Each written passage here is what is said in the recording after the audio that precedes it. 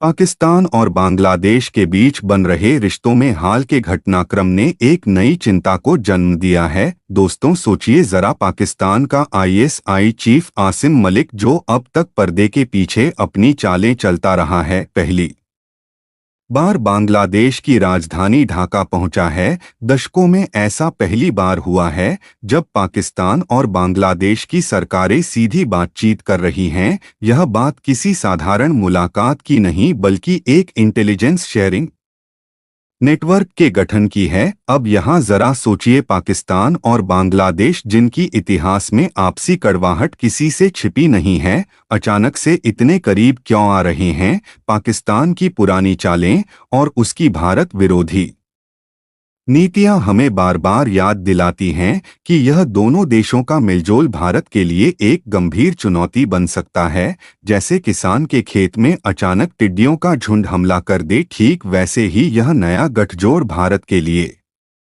खतरे की घंटी है। दोस्तों, सिलीगुड़ी कॉरिडोर, जिसे आप भारत का चिकन नेक भी कहते हैं, हमारी भौगोलिक और रणनीतिक सुरक्षा का एक बेहद संवेदनशील हिस्सा है। अब अगर पाकिस्तान और बांग्लादेश की इंटेलिजेंस एजेंसियां मिलकर इस इलाके की सूचनाएं साझा करने लगे, तो यह भारत के लिए किसी घाव पर नमक छिड़कने जैसा होगा। जैसा कि एक पुरानी कहावत है, चोर चोर मौसेरे भाई, यह कहावत यहाँ पूरी तरह फिट बैठती है। सोचने की बात यह है कि आमतौर पर दो देश तभी इंटेलिजेंस शेयरिंग करते हैं जब उनके बीच गहरा भरोसा और आपसी समझ हो। जैसे भारत और अमेरिका ने अपने मजबूत रिश्तों के चलते इंटेलिजेंस नेटवर्क तैयार किया है, लेकिन यहाँ पाकिस्तान और बांग्लादेश का अचानक इतना करीब आना, वह भी भारत के खिलाफ, सीधे सीधे हमारे लिए एक नई चुनौती खड़ी करता है। अब सवाल यह उठता है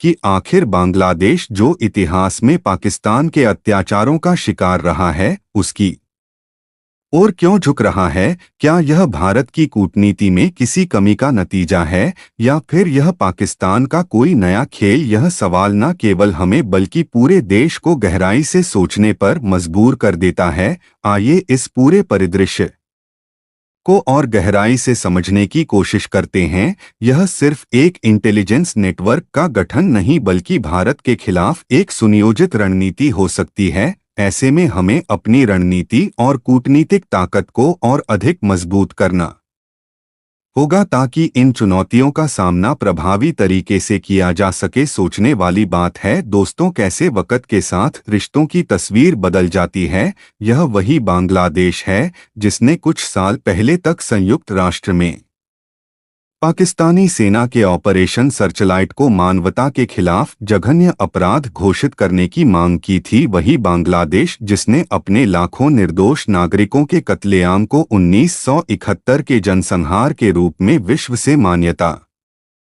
दिलाने की कोशिश की, और आज वही बांग्लादेश पाकिस्तान के साथ इंटेलिजेंस शेयरिंग नेटवर्क बना रहा है। सोचिए, यह कितना बड़ा विरोधाभास है। मोहम्मद यूनुस जैसे नेता, जिन्हें जनता ने चुना भी नहीं, बांग्लादेश की विदेश नीति को पूरी तरह पलटने में सक्षम हो गए। उनकी अगुवाई में बांग्लादेश का झुकाव अब उस देश की ओर हो गया है जिसने कभी उनके नागरिकों के खून से उनकी जमीन को लाल कर दिया था। अब यह सवाल उठता है कि आखिर ऐसा क्यों हो रहा है? पाकिस्तान और बांग्लादेश के बीच इतनी जल्दी यह समझौता कैसे हो गया, जब पाकिस्तान का रिकॉर्ड हर स्तर पर भारत विरोधी रहा है? यह गठजोड़ स्पष्ट रूप से भारत के लिए एक नई चुनौती खड़ी कर रहा है। उदाहरण के लिए, अमेरिका केवल अपने सबसे करीबी सहयोगियों यूके, ऑस्ट्रेलिया और कनाडा जैसे देशों के साथ ही उच्च स्तरीय इंटेलिजेंस साझा करता है, लेकिन पाकिस्तान और बांग्लादेश के बीच इतनी जल्दी इस स्तर की साझेदारी स्थापित होना दर्शाता है कि यह केवल सूचनाओं का आदान प्रदान नहीं, बल्कि भारत को घेरने की एक सुनियोजित रणनीति हो सकती है। यह सब घटनाएं भारत के लिए किसी गहरे खतरे की ओर इशारा करती हैं। अब यह समझना जरूरी है कि इंटेलिजेंस अपने आप में अकेले खतरनाक नहीं लगती, लेकिन जब इसके पीछे रणनीतिक खेल हो तो इसका प्रभाव कितना बड़ा हो सकता है। दोस्तों, जब बात मिलिट्री और इंटेलिजेंस के गठजोड़ की हो तो इससे खतरों का एक नया अध्याय खुलता है। अब जरा सोचिए, अगर बांग्लादेश पाकिस्तान से 32 JF-17 थंडर फाइटर जेट्स खरीद लेता है तो यह सौदा उसकी वायु सेना को अचानक से बहुत मजबूत बना देगा। भले ही यह फाइटर जेट्स अपनी गुणवत्ता में सीमित हो, लेकिन इतने बड़े पैमाने पर इनका अधिग्रहण भारत के लिए चिंता का कारण बन सकता है। अब सवाल यह है कि बांग्लादेश, जो आर्थिक चुनौतियों से पहले ही जूझ रहा है, इस डील के लिए पैसे कहां से जुटाएं। दोस्तों, यहाँ पर एक बड़ा मोड़ आता है।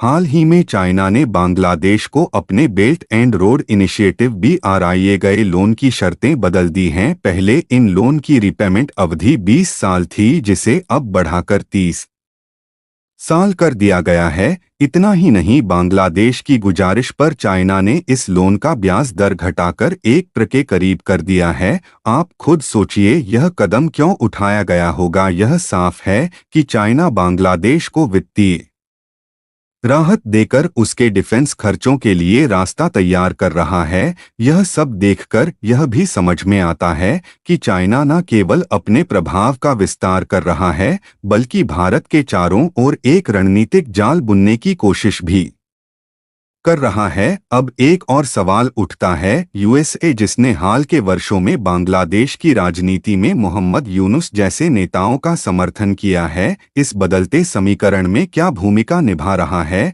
क्या यह सब महज एक संयोग है या इसके पीछे कोई बड़ी वैश्विक रणनीति काम कर रही है। इन सभी घटनाओं पर गौर करें तो यह साफ होता है कि भारत को इन विकास पर न केवल सतर्क नजर रखनी होगी, बल्कि अपनी रणनीतिक तैयारियों को भी और मजबूत करना होगा। दोस्तों, आज का द्वार बदलते समीकरणों और नई चुनौतियों का है, जहां हम अपने पड़ोसियों के साथ बेहतर संबंधों की उम्मीद रखते हैं। वहीं दूसरी तरफ कुछ घटनाएं ऐसे इशारे कर रही हैं जो भारत के लिए गहरी चिंता का विषय बन रही हैं। बांग्लादेश, जो कभी भारत के सबसे करीबी सहयोगियों में से एक था, आज के समय में एक नई सुरक्षा चुनौती के रूप में उभर रहा है। सोचिए, यह वही बांग्लादेश है जिसने 1971 में भारत की मदद से अपनी आज़ादी पाई थी, लेकिन आज वह पाकिस्तान और चाइना के साथ मिलकर एक ऐसा रास्ता चुनता दिख रहा है जो भारत के लिए मुश्किलें खड़ी कर सकता है।